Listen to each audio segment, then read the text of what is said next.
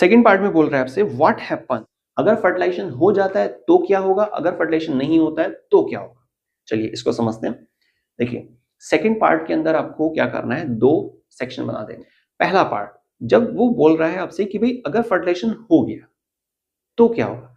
Simple सी बात है, ये आपने बेसिक टॉपिक पढ़ा भी होगा डिटेल में अच्छे खासा, कि होता क्या है कि ओवरी से जब एग रिलीज होता है, एग रिलीज होने के बाद फिम्ब्राई उसको कैप्चर कर लेती है, कैप्चर करने के बाद वो फैलोपियन ट्यूब के अंदर एंटर कर जाता है।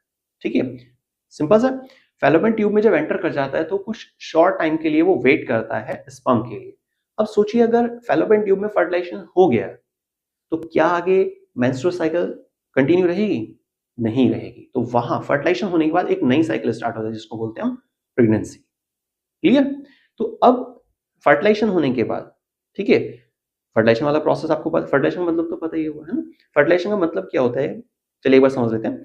एग और स्पर्म का मिलना, इसको हम बोल रहे हैं फर्टिलाइजेशन, जो कहाँ होता है, फैलोपियन ट्यूब में होता है। फैलोपियन ट्यूब मतलब ओविडक्ट में होता है।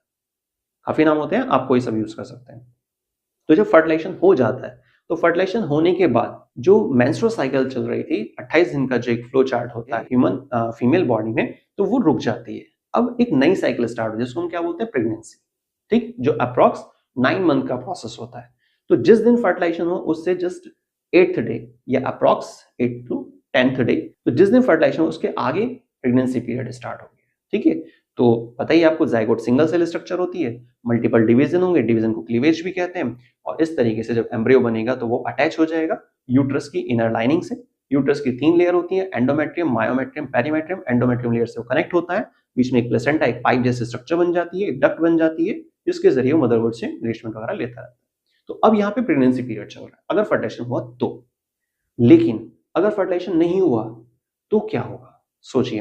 और फर्टिलाइजेशन क्यों नहीं हुआ, हो सकता है स्पर्म नहीं आया, है ना, या हो सकता है स्पर्म लेट आया। तो ऐसे में क्या होता है, एग आगे प्रोसीड कर जाता है और वो सॉलिडिफाइड हो जाता है, मतलब हार्ड स्ट्रक्चर में कन्वर्ट हो जाता है। ठीक है, तो होगा क्या, तो फर्टिलाइजेशन तो हुआ नहीं है, इसका मतलब मेंस्ट्रुअल साइकिल कंटिन्यू रहेगी। ठीक है, और मेंस्ट्रुअल साइकिल में क्या होता है, 28 डेज का चार्ट है, जिसमें 14th डे ओवुलेशन होता है, उसके बाद पोस्ट ओवुलेटरी फेज आती है जो 4th स्टेज है।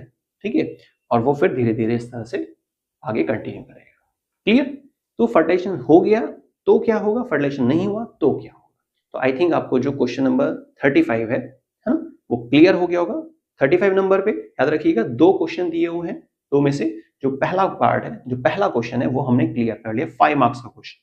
अगर टॉपिक क्लियर है, क्वेश्चन समझ में आ गया, डिटेल समझ में आ गई है, तो प्लीज कमेंट करके फीडबैक जरूर दीजिएगा और वीडियो को मैक्सिमम शेयर कीजिए।